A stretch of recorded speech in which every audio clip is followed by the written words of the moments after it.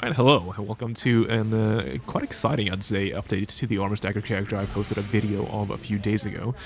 So what happened was, a few days ago when I posted that video, just like moments after, GGG posted an announcement post where they announced several new tattoos they were going to be adding to the game in a future patch.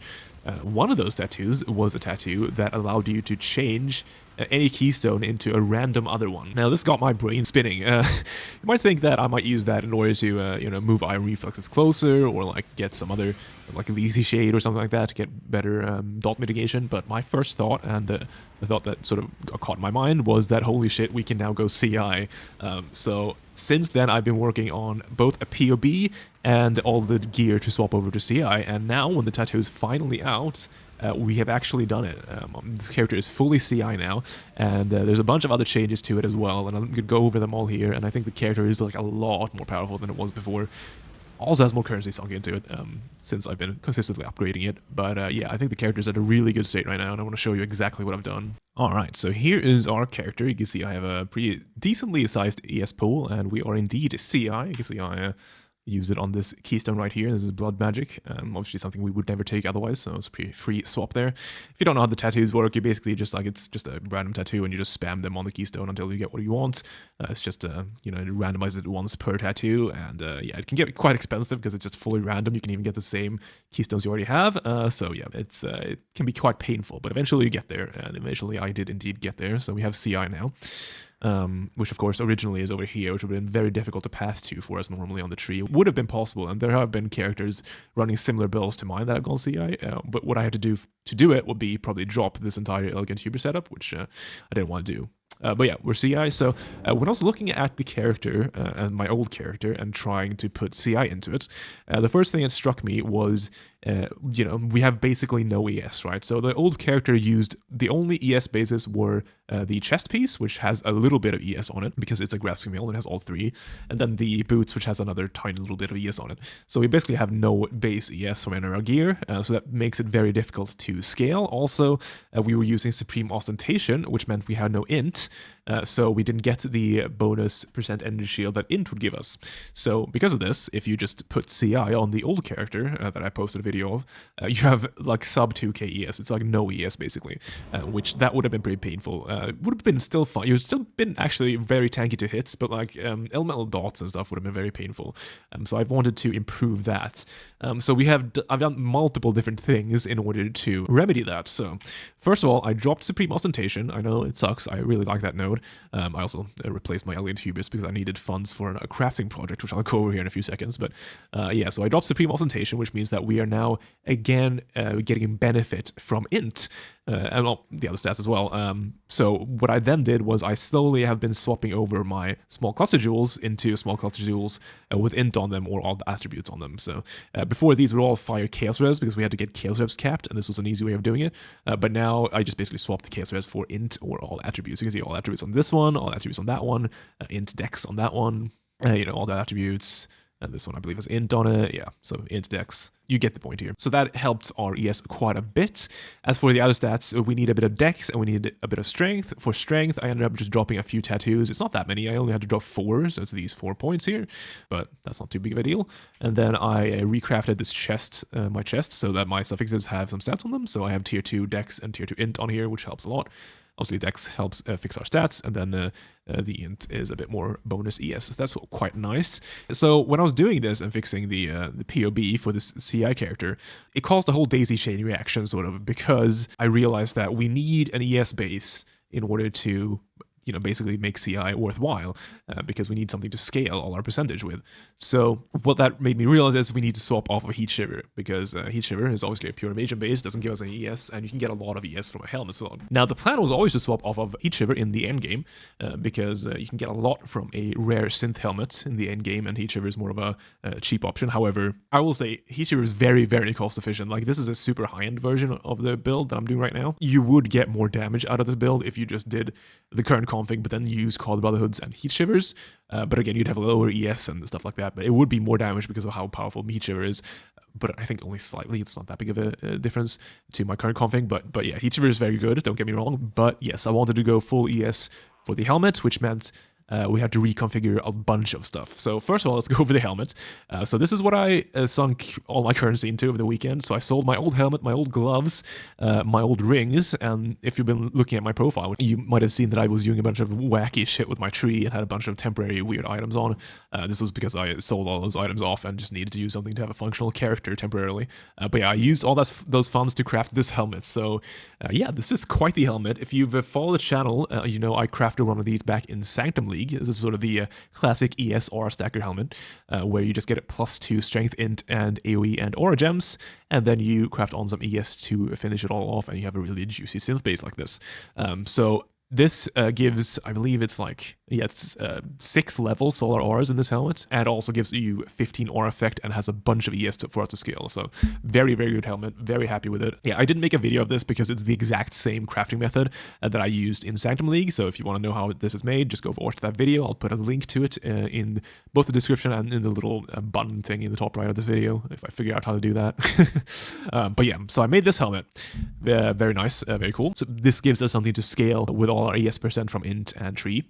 So that's very cool. This helped our ES pool a lot. It's basically one of the big things we needed. But there was the big problem of when you swap out from Heatshiver into this, you lose a bunch of damage. Like, yes, the levels to our auras is really nice and does give some damage. It doesn't give the same amount of damage as Heatshiver. Obviously, Heatshiver doubles your damage, like just straight up. However, the way I've fixed this is, and I'm going to give credit here to Misha, who's a very accomplished like delver, deep delver. We're actually running a pretty similar build as it turns out. And I noticed that their character was doing Original Sin. Now, this was a very interesting idea to me. I took that as inspiration, and we are now doing that in order to scale our damage. So what makes Original Sin so powerful? Well, Original Sin converts all our elemental damage to chaos damage, which is very nice, obviously. Chaos damage is cool. And it also sets the nearby enemy's chaos resistance to 0.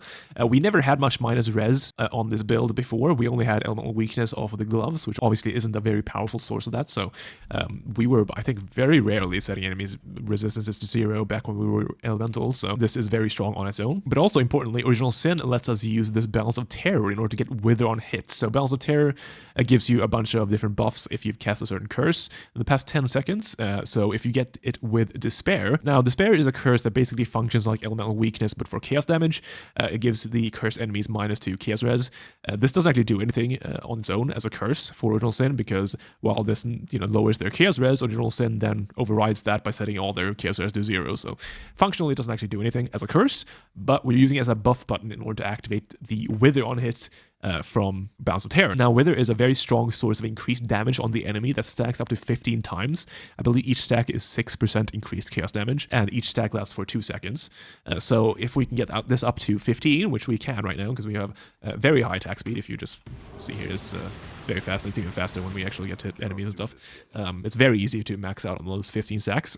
You get real powerful damage multipliers from this. It's incredibly strong. And as bonus, you can get a 2-statter here, where you also become fully immune to curses when you cast Despair, which is very nice, because we were never curse immune before. It wasn't a huge deal before curses, but being just fully immune to them now is great.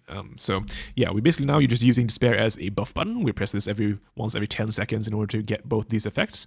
It's not that big of a deal, because basically you just press it while pressing Grace anyway, so you just press those 2 at once, and you get that buff, so it's actually pretty comfortable. It's not a big deal at all. But yes, that's very nice. So this is the way we are now scaling our damage, and it is very powerful and very cool. I actually have been really enjoying this. If you're curious about the crazy implicit corruption on this, I basically threw a Hidden Core's Lock on this thing, and I checked the double corruption option for it and the Vol Orb option for it, and the Vol Orb option for it just happened to have the Turn More effect, so pretty happy about that. But yes, so we're doing that for our right ring slot here, and then the left one we're just using a rare synth ring with a bunch of stuff. I have a video of me crafting this ring on the channel, which I can also put a link to up in the top right. So we're doing Original Sin now, Original Sin, and then CI with this helmet, no longer Supreme Ostentation. And another thing we are doing that's different that I know I've been asked about a few times is people have noticed I've gone Chieftain. So why have I gone Chieftain? Well, Chieftain is... So it depends on the content you're doing, right? Chieftain and Jugg are very comparable for this build. I mean, in theory, you can almost stack almost any ascendancy of any class. It's all functional. However, Chieftain and Jugg, I'd say the difference is with Chieftain, you get an additional damage support in your Vol Smite, because you get free Ancestral Call off of this Chieftain Ascendancy right here. So that just means that you don't have to have Ancestral Call on your actual links, which gives you another damage support, which is like, what, 30% more damage, right? So basically the trade-off is you get that versus getting Unstoppable from Jugg. So Unstoppable is the Ascendancy that makes it so that you can't have your action speed slowed below base level. So it depends fully on how much you value that passive. I actually value it very highly. I think I value it higher than almost anyone because I just hate getting slowed by Deadly Hands. But the thing is, if you're not doing any Delirious content, and I'm actually not doing any Delirious content right now, Chieftain, I'd say, is just a better Ascendancy than Jugg because you're getting the more damage out of this. You're getting a bunch of resist from this, and yeah. So when you are Chieftain, you also want to make sure you are Forbidden Flesh and Flaming Unbreakable. You need Unbreakable for this build. So when you're Chieftain, you're Forbidden Flesh and Flame Unbreakable, and when you are Jugg, you Forbidden Flesh and Flame Valco Storm's Embrace. So that's just how it works. You have to have one of those two with the Forbidden Jewels. As for the other Ascendancy notes on Chieftain, yeah, it's not much to say here. They're kind of just whatever. You get some fire res for these notes, which is kind of nice. This level 20 Tao's Chosen thing is actually, it's like sort of nice. You basically get an additional hit every second. But when I show you my attack speed later, we have like 12 attacks per second, so it's really not a very big damage increase or anything, but it is just an additional hit. You know, it does exactly the same amount of damage as your normal hits, so you know, it's sort of nice, but it's better with like slow hitting stuff. So this is not really fantastic for us, but it does do something. Unfortunately, this is not very flexible because you need both this Ascendancy and this Ascendancy, really. So you need to take this exact config. We can't really stretch out and do anything else, but that's fine. So that's why I've gone Chieftain. Also, I will note that if you're using a chest piece that has, now this is if you're like a high roller, because these are very expensive, but if you somehow have a chest piece that has both the Armour Overcapped Fire Res mod that I have here and the evasion rating is increased by Overcapped Cold Res mod on it, so if you have both of those, Chieftain becomes a lot better because this Ascendancy on Chieftain gives you just a ton of cold res. So you can see if I look at my resists here, you can see how much fucking resists I have. So if you have both the Armour and the evasion mod here for firing cold res, I would get a bunch more damage. I've POB'd this, and a chest piece with both those mods is like an increase of like 25% more damage or something like that. So it's a huge more multiply there. So if you somehow have one of those chests, I'd say Chieftain is always better, but I think most people probably don't have those. Otherwise, not much has changed with the tree except for what I've mentioned. We're still doing the Elegant Hubris tech with the same Elegant Hubris for the 36% aura effect and the Massive Thread of Hope.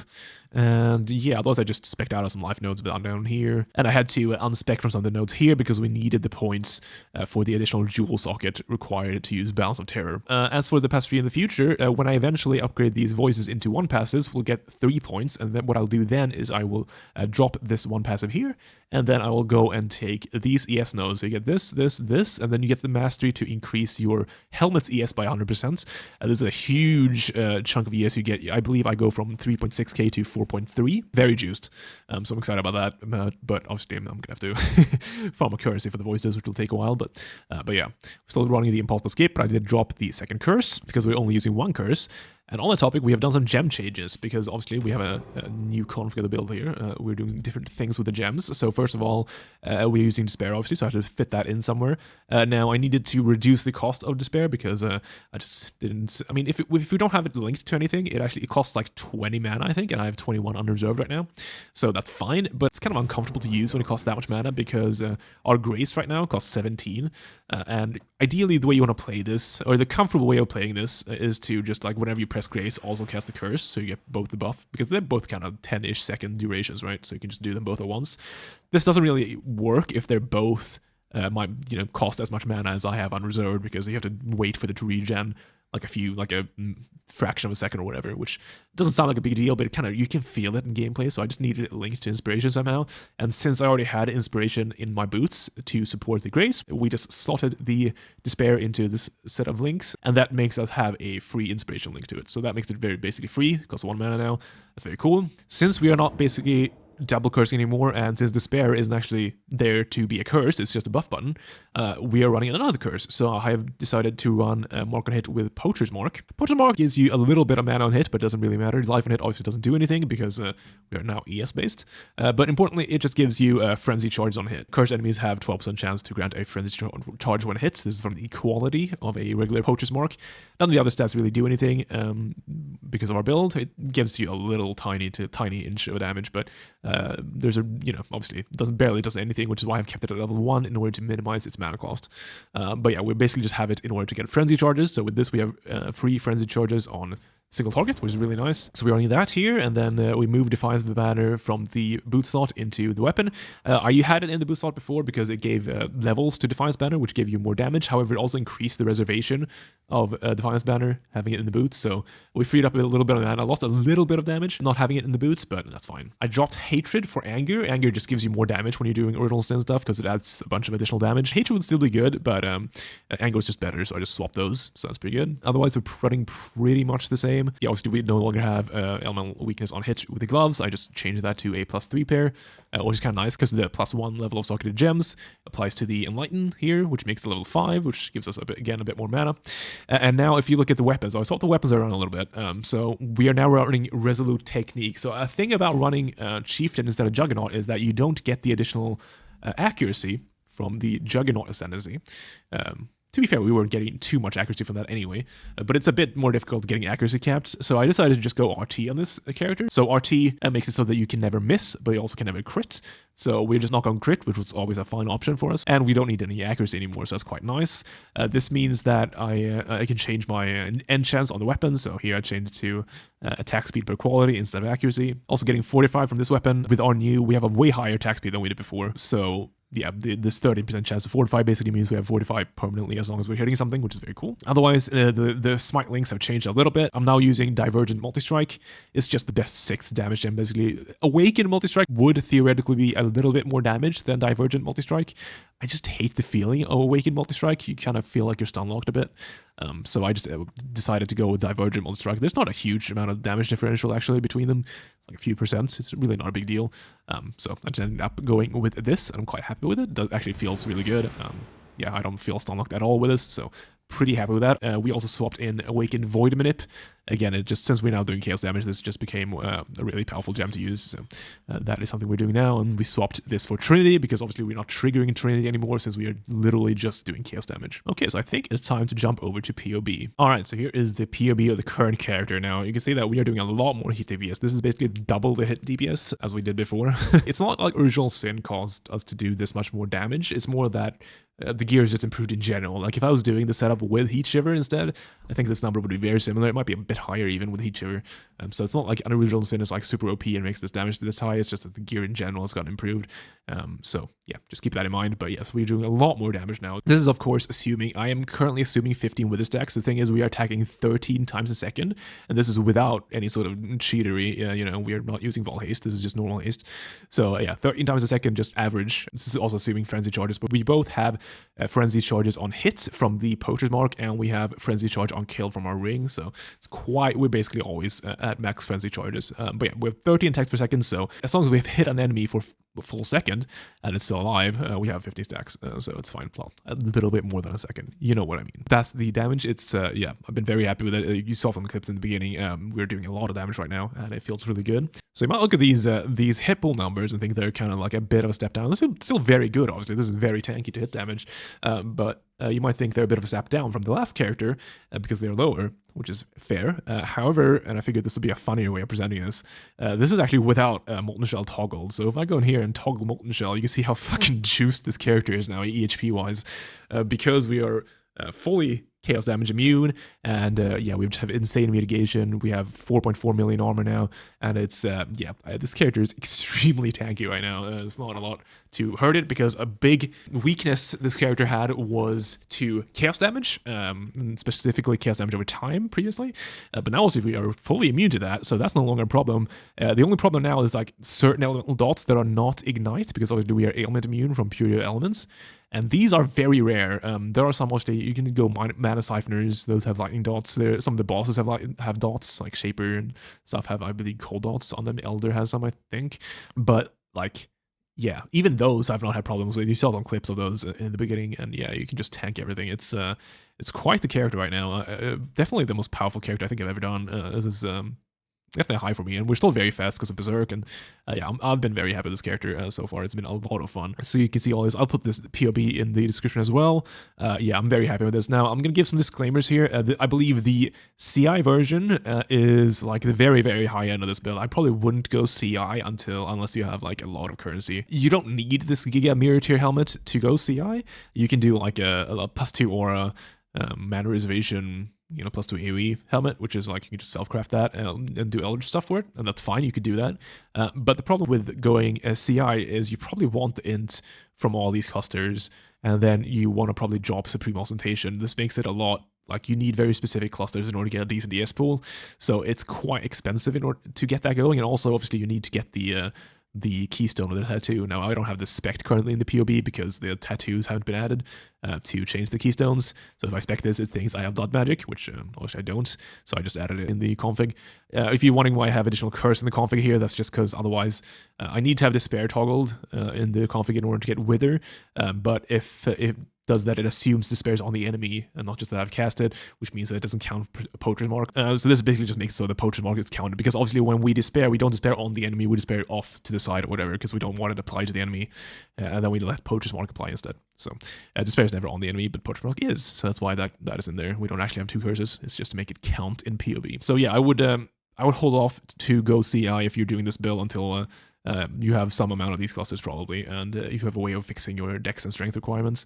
But a nice part about going a Resolute Technique, by the way, which I forgot to mention earlier, is that since we no longer need either crit or accuracy, we were able to drop the precision aura, which was a huge gain for our unreserved mana, and this has made it so that I have re-spec'd every single tattoo I previously had that was reservation, which we had like, it was a good like third of our tattoos were reservation before in order to fit all our ores in. I was able to now retool those all into aura effects. I literally only have aura effect tattoos on this tree now, except for obviously like the onslaught on hit and stuff like that. But like every small node now is aura effect. There's no reservation here because we just don't need it anymore, because we don't have that additional aura we need to fit in. So that's very, very nice, because that's each point of aura effect is like really pretty strong. It's like you get a lot from it. And we were previously running a loyalty tattoo here, which gave you a thing when you crit a marked enemy. We're obviously not going to crit anymore, so that wouldn't do anything. So that's now also aura effect. We also had a point of attack leech here, because we wanted a source of life leech, but obviously we don't have any life to leech anymore. So yeah, we replaced that again with another aura effect tattoo, and we are now getting leech from the ES on hit from the Watcher side. But yeah, I think I've covered everything else. I think this build right now is in a very, very, very cool state. It's extremely comfortable, extremely powerful. It's great. I don't know. I'm a big fan. Obviously, very expensive. It's an aura stacker. It's you know, super high end, but it is, I think, my favorite version of one of these builds. Like out of all the aura stackers and stuff I've done in the past, this is definitely the most juiced feeling, if that makes sense. It's extremely tanky, does a ton of damage. I have added the overlap thing here, so I've been told since the last video that I've heard conflicting things about this, that Smite doesn't overlap even with a source of additional strikes.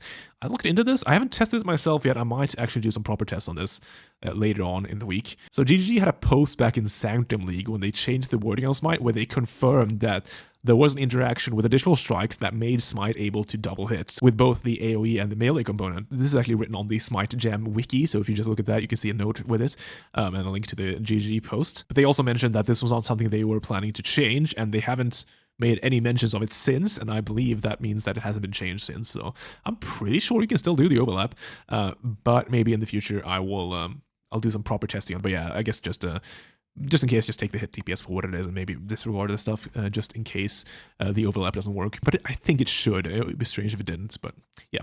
But yeah, all right. So yeah, thanks everyone. Thank you for all the support on the last video. It seems like people like this build, and I really like it too. I'll put the updated POB of this in the description. This is like the Giga high-end version. So if you are in a situation where you can try this out, I think this is probably the best version of this build that I've been able to put together so far. Also, if any of you wants to mirror this helmet, just hit me up. I have it on it's listed on the trade site. But yeah, so yeah, thanks everyone. As always, thank you a lot for the support. I'll continue upgrading and working on this character and posting videos of and with it as I do so. You can catch me live. I stream most days of the week right now on my Twitch channel. The link is in the description. And I'm really glad you guys seem to enjoy the content. I'll keep posting stuff and hopefully lots more to come. Yeah, cool. See you guys.